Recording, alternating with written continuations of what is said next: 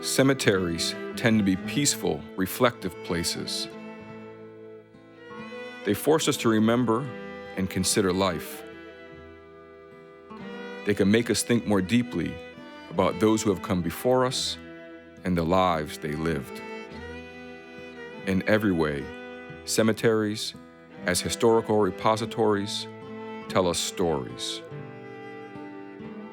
And these silent monuments and tombstones, these families, these stories, they tell us a great deal, not just about who we have been, but perhaps much more importantly, about who we can become. I want to join the ranks of fighting men, like Frederick Douglass's sons, enlisted in the Massachusetts 54th. It is not enough to just live through history. It is our right to take part and to fight for our own destiny. Zachariah Tyler and John Tyler, Edward Sorrell and John Sorrell, fathers and sons, free black men from Ithaca, New York, who chose to enlist in the United States Civil War. The importance of history is in understanding how the details make a story whole. Our story tells of two families from Tompkins County, and yet their individual stories are shared by the 180,000 black men from across the nation who volunteered and willingly chose to fight for the United States colored troops. Many of the family details have been lost and buried, and yet fragments remain. A pension record, a furlough request, a tombstone. From these scraps, and viewed within a historical context, we can begin to imagine how these stories may have played out. If we listen closely, we can hear their voices.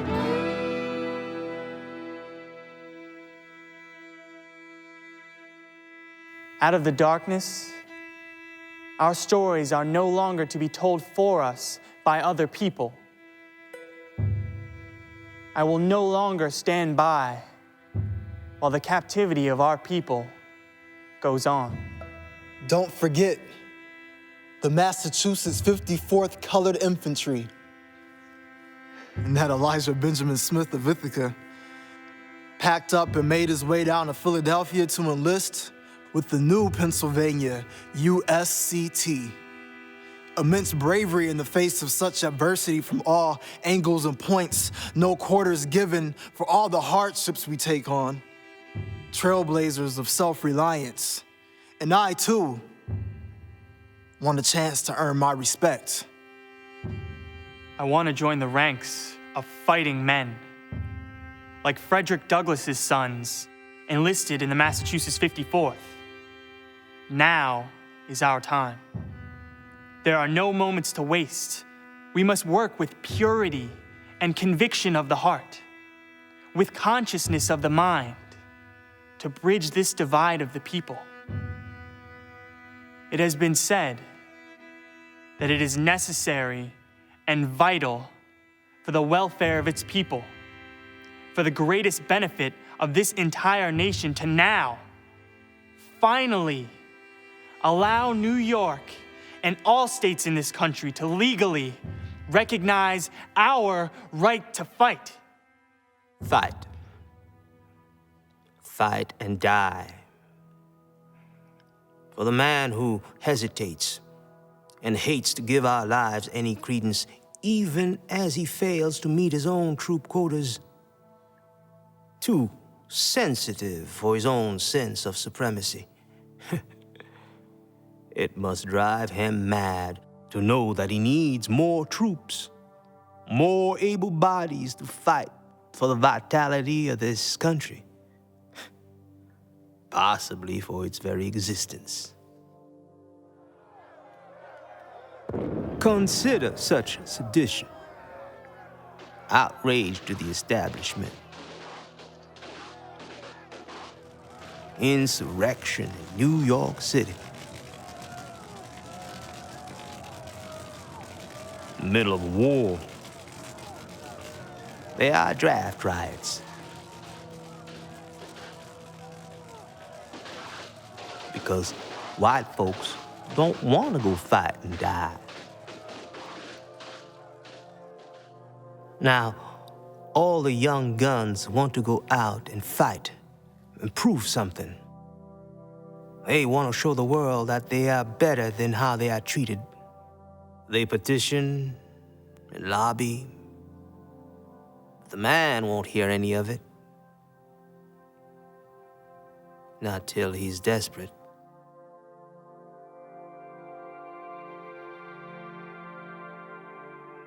Fight to free your brothers and sisters, they say.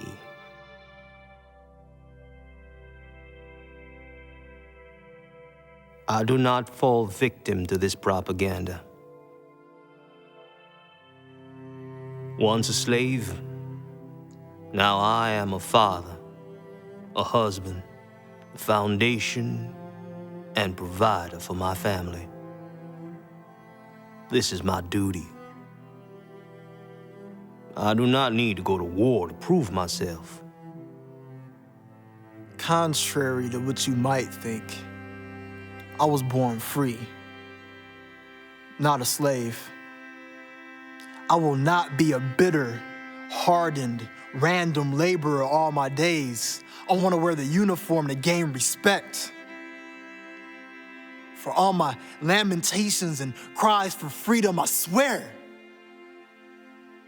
nobody knows my name. Our roots are in Africa. Now, we are a strange fruit in this, our new homeland. Listen, America. We are your children, born with the power to grow and change, to build and construct a new way, eternally focused, direct, and affecting. We are civil warriors.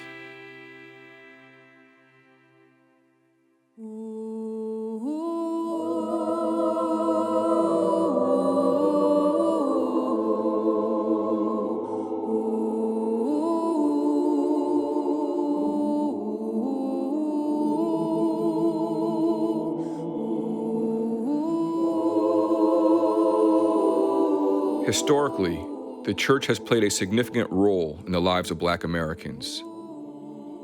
Given the hardships and cruelty of slavery, spirituality and salvation took a heightened position. The church became a spiritual and physical place for rest and rejuvenation, and one of the most important meeting houses. The church was not just a house of worship, but a house of fellowship. Communities were formed in and around the church. The AME Zion denomination, or the African Methodist Episcopal denomination, was created in 1796 by a group of African Americans who were trying to merge their spirituality with political activism. In 1833, some 30 years later, and with a sizable Black community, The St. James AME Zion Church in Ithaca, New York, which still operates today, was chartered for the same reasons.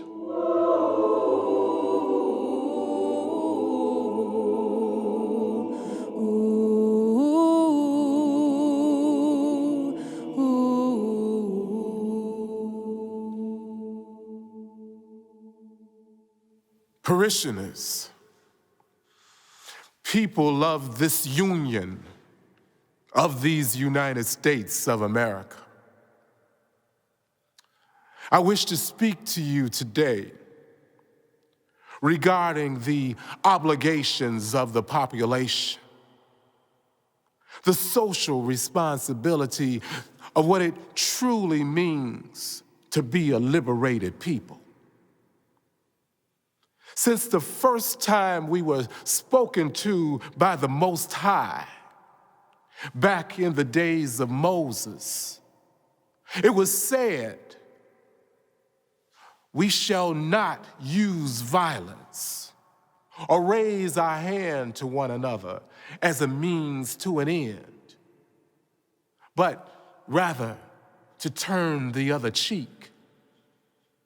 However, now we find ourselves in peril, confronted by a mortal danger, with no alternative, no compromise to be found, but to face an adversary so insipid, nefarious, and cruel. Our situation now calls for us to take action, to take to the fight. We are conscious and wide awake, no longer in tranquility. The harmony and peace we seek is in the struggle at hand. Today I stand before you, a free man. But down south, many of our brothers and sisters are still enslaved, held up in bondage, enduring a crucified existence in agony. America was built on genocide and slave labor. We fought and died in the American Revolution, and still our people have still not totally gained our freedom. Who are the modern day prophets and deliverers of humanity? Who will participate and endeavor in this quest for our collective salvation? On this long road to freedom, we are the stewards and defenders of liberty at all costs. Life is out of balance. This world of inequality has got to change.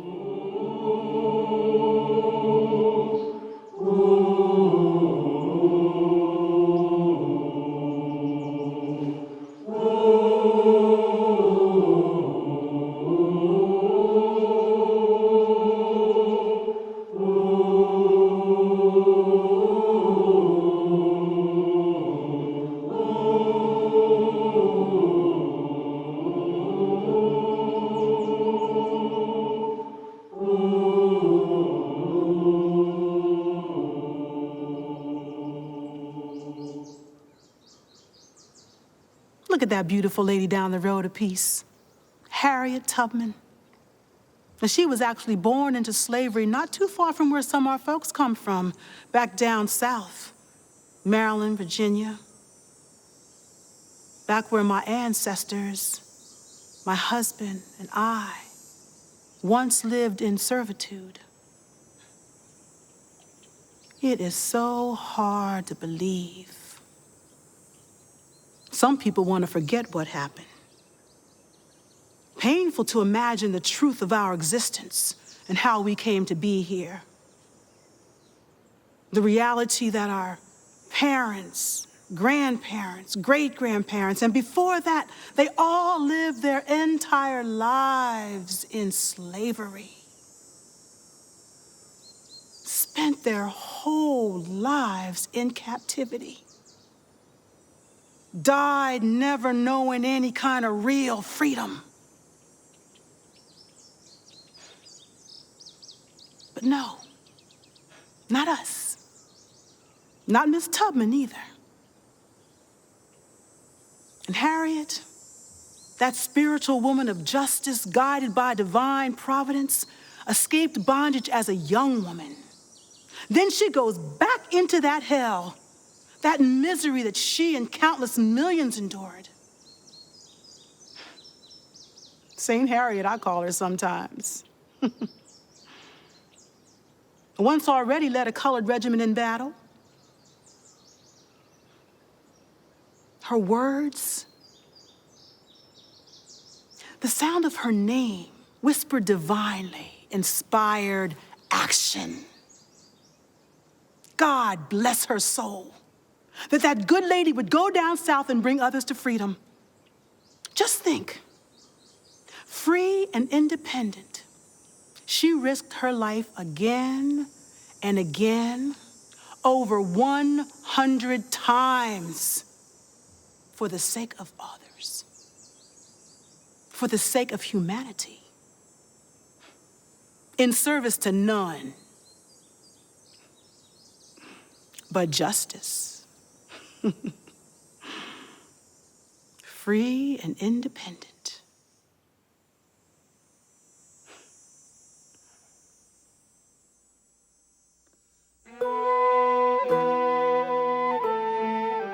Our story takes place in the middle of the 19th century, when words like freedom and liberation were not just lofty ideas to be debated and discussed. Liberty and freedom were concrete. It was the difference between property and emancipation, between human bondage and humanity.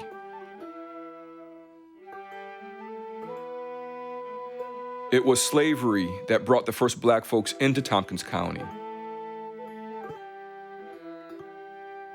But it was also freedom that helped grow Ithaca's black community.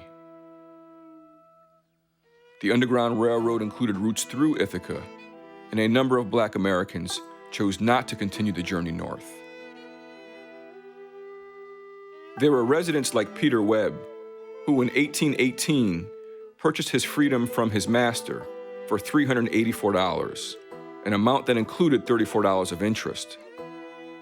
Webb went on to work with a group of black Ithacans to form the St. James AME Zion Church, where Harriet Tubman spent time in the church pews, and which played host to prominent orators and abolitionists, including Jermaine Wesley Logan and Frederick Douglass.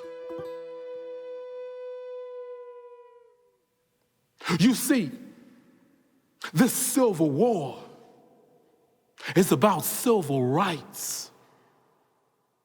Undeniable, inalienable, God-given rights of all people. And to the powers that be, you must recognize our right to defend ourselves. It is our right to take part and to fight for our own destiny.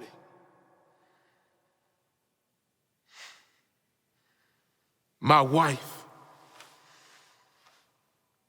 my son John, and my 4 daughters mean everything. We all have much to lose, yet so much more to achieve. It is not enough to just live through history. It's time to make a change and to rise up and create a greater future for the greater good of all. This is our duty to each other. Excelsior! Onward and upward, we vow allegiance to humanity.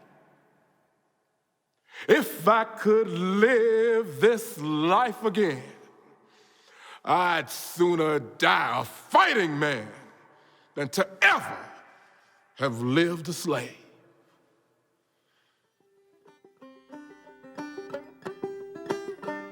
Seeing the war as a chance to end chattel slavery throughout the Americas, a significant number of African-American men attempted to enlist at the start of the Civil War in 1861. They were denied. Due to the prejudice, ignorance, and racial climate of the era, many white Americans did not want to serve alongside black soldiers, and the United States Army refused to muster in any of the earliest volunteers.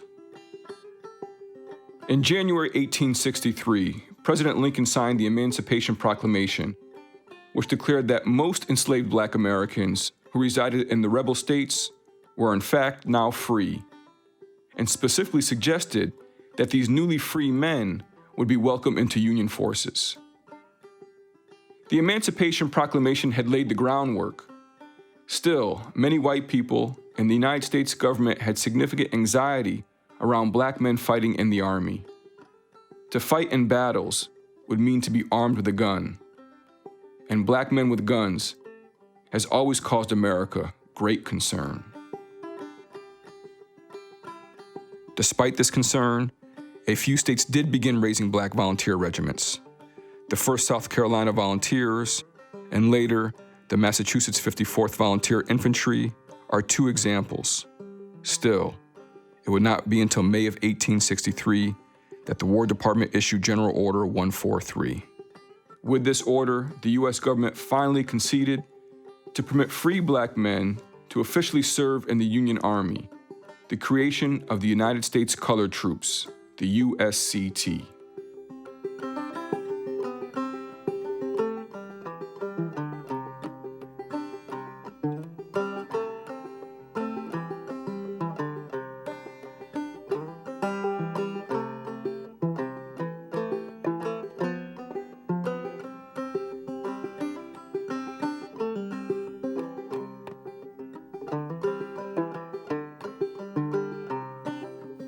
They say New York is gonna add colored troops.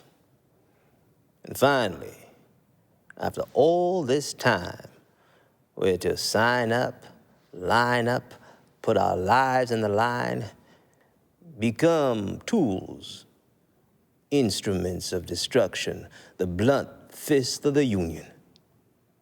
Soon black faces in blue uniforms will be answering to white men wrapped in red, white, and blue. Ain't nothing changed, really. Just a fancy sleight of hand. The decision to enlist in war, to volunteer to fight and possibly die as a soldier, should never be entered into lightly. This was especially true of the Civil War. The unimaginable hardships, the scarcity of food, the violence, and the casualties were certainly known to any person considering enlistment. These hardships were not only known to soldiers, but they are also known to families. A decision to enlist was not made in haste. It was made in consultation. It was deliberate. Enlistment was with intention. I can't live without him. Real, real, real. Today, on this Christmas Eve, my people have been given a new road to travel down in this quest for freedom and salvation. The good news is that we shall be given the right to take action against oppression. There is a messenger here with this news in Ithaca from Elmira. The visitation of this knowledge will challenge us all to reflect on our human condition and on the plight of our people. It is in these moments that we must pray for the courage and strength to carry on. Pray to see the way our Savior will guide us to the truth, lead us to the will of the Almighty. Lord, be our shepherd. Guide us with divine providence. Deliver us into your heavenly grace.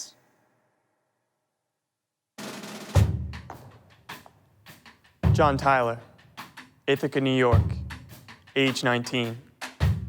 It will be an honor to wear the uniform. John Sorrell, of Dryden, New York. I aim to see the world and all its wonders.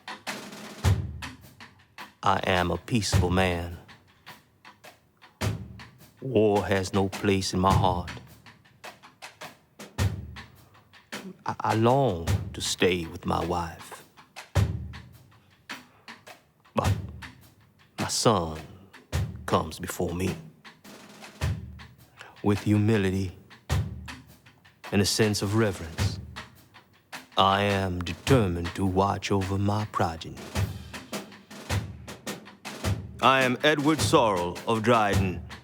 I am 38 years old. Today I enlist to undertake and realize my duty. And now, it is my time to watch over my congregation. Though I am a man of God, on this road to freedom, I will not abandon my brothers in arms and my only son. Not to forsake the robes of God, not to forsake my wife and 4 daughters, angels on this earth, but to be a shepherd of my people in times of war. I'm Reverend Zachariah Tyler, age 44. I, too, will become a soldier. Father and son, Zachariah Tyler and John Tyler, joined Edward Sorrell and his son John, along with 22 other black men from Tompkins County in enlisting in the United States Colored Troops. Henry W. Adams. Henry Allen. Morgan Dennis. Isaac Desmond. Sylvester T. Dorsey. Henry L. Green. Jacob Guess. George Gwynn. Daniel Johnson. Jacob Johnson. George E. Jones. Thomas McChesney. George A. Richardson. John R. Ross. Henry Selby. Charles S. Shaw. Alonzo Smith. Henry Smith. James E. L. Smith. John Smith. John F. Smith. Joseph B. Smith. Edward Sorrell. John Sorrell. John Tyler. Zachariah Tyler.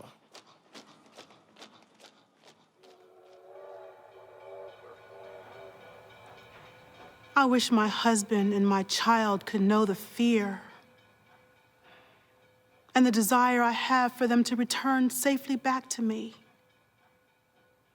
This is not easy, letting go of the only family I have. With my good graces, I respect their chosen course of action. After all, what is freedom if these men can't go as they will?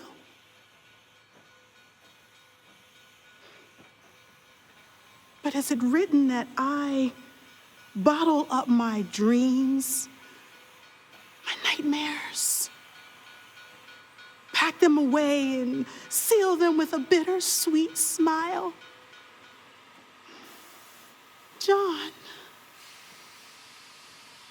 born into what freedom we have to claim. And Edward, the man who came up from slavery, holding my hand, whispering in my ear. Sweet nothings. Promise of tomorrow. I can see them now. Nobody owns them but themselves, but they are still my men. My men. And if they believe in their hearts that they must go and fight in this war, make this sacrifice for everyone, for our ancestors, for this family,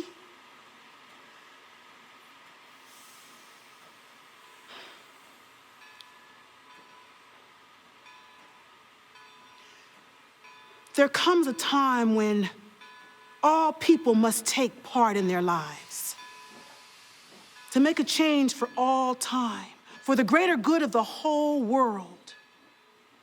This must be our conviction. We must have the belief that this is our truth. This is our reality. We want to live and grow and make a difference. In spite of all indignities and injustices befallen, live now to participate and to take action in a destiny of a people. Let us not be mistaken. Racism goes far beyond the hateful borders of the South. America has become a pioneer in the problems of race, creating them and hopefully destroying them. In the end, we shall find this civil war is defining our future, who we are going to be as a people. With truth in our hearts and united as one nation, we cannot lose. The journey for the enlistees began by traveling from Ithaca to Owego, New York, and then by train to New York City. On February 27, 1864, the 26th Regiment was officially organized on Rikers Island. Zachariah and John Tyler, Edward and John Sorrell, and thousands of other enlisted black men spent weeks on the island learning to be soldiers.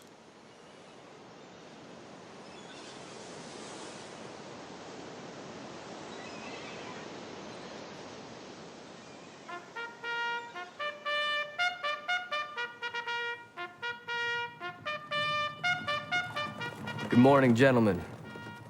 All new recruits of the 26th United States Colored Infantry, B Company. I'm Colonel Silliman, your commanding officer. I've been commissioned to you by the Federal Army of the United States, assigned by none other than General Ulysses S. Grant. I want you all to know that I am honored to have this assignment. From this point forward, each and every one of you are my responsibility. You are to remain here under my command for no less than 6 weeks, during which time you will learn how to march, how to take formation, how to shoot a gun. After this basic training is completed, we will ship out as soon as we are given orders to deploy. You've all come here as men, and you shall leave as soldiers. We begin each day waking up at dawn, the sunrise coming in over the Atlantic, trumpets calling early in the morning. We get up for the first time, eager to become soldiers. We persevere in this hard education. We don't know where we are going, but we are learning to become good soldiers. Our days are filled with taking orders and receiving commands, learning the repetition of walking in a straight line, how to load and fire a rifle, and to pallet the rations we're given. After the routine and monotony of all this hard work, the repeating of drills, always waiting, then finally, we are given the right to wear the USCT uniform. To my virtue, now I don the colors, the blue vestments of our army. What strength, what power is my self-determination worth? The USCT uniform will give me the ability to take greater action. We will wait until our detail comes in and subsequent orders to ship out. But then we embark on the next journey of our crusade.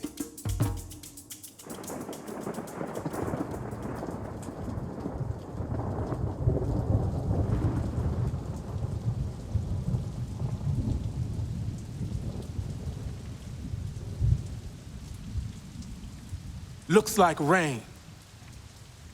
We always march, come rain or shine. Such is life in the Army for colored folks. But they say no parade today. Looks like rain. No walk in celebration of colored troops. No ballyhoo. No fanfare for the invisible men. We are spirits in this physical world. Today we go to meet our enemy, away and at home. We fight for this struggle, yet we struggle in this fight. We must not allow others to trivialize our struggle.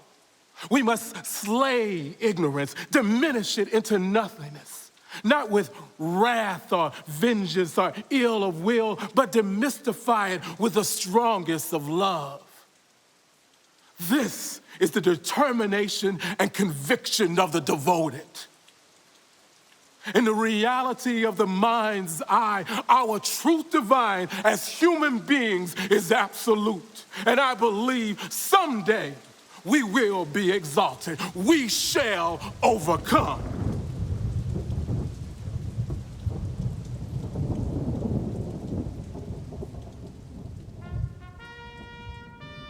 We have received our orders and will ship out to South Carolina within the hour.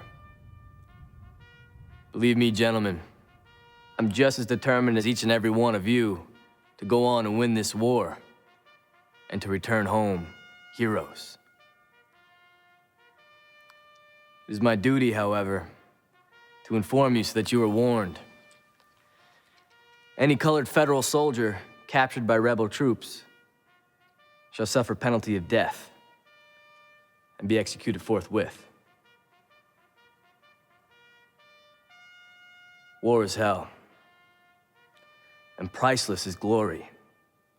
So too is the value of human life. You should know in truth, the bullet has no color attached to its pain. So I ask you now, what shall we sacrifice? What shall we give for victory? For all time.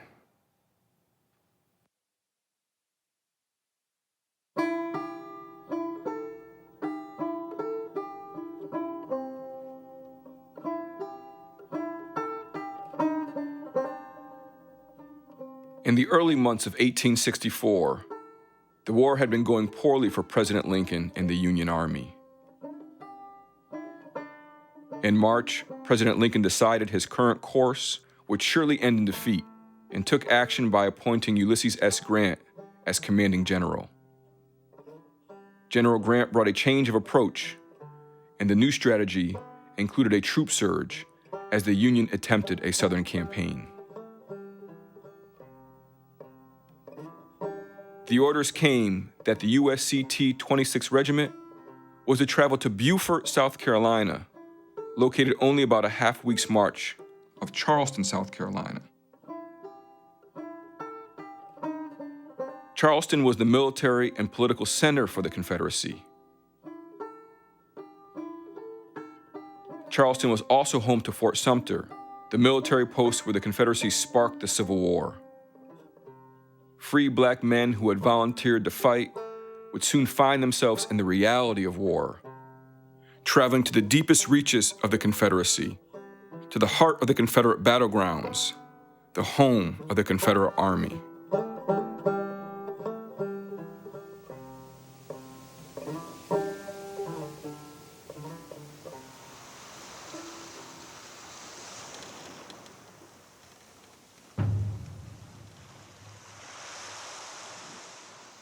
Do you hear them drums? Those are the drums of war.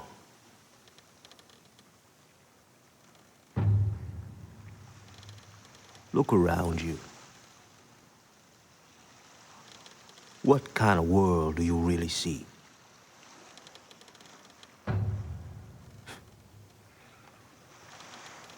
Being on this boat upon the ocean waters reminds me of the terrible history of our Middle Passage.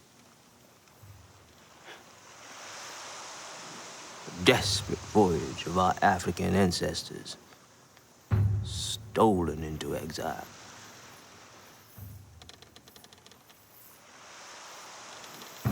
Everything this new world had to offer us was the indignity of insult after insult.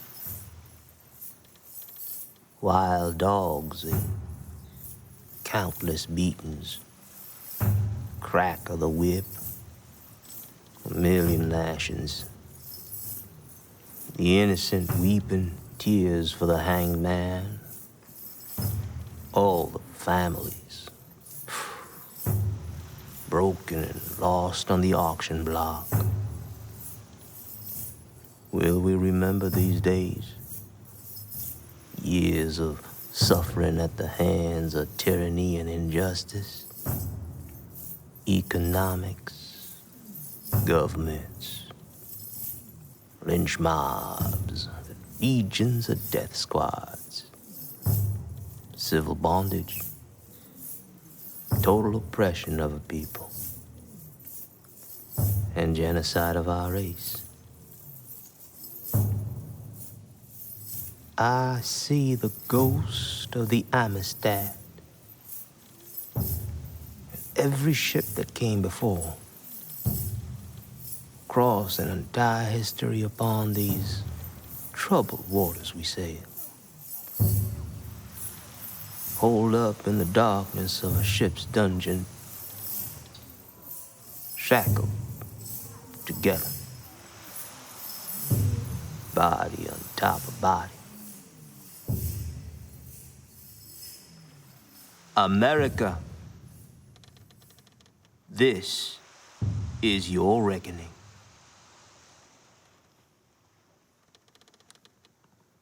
Now we have come to shatter all myth.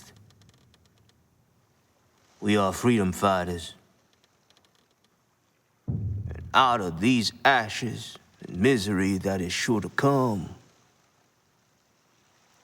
we will be born anew, shedding the past, casting it aside,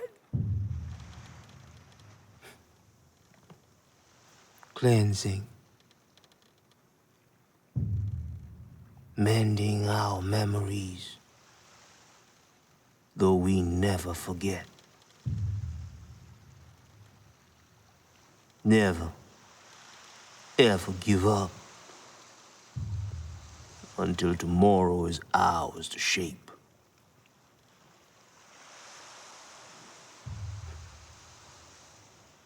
That will be our victory.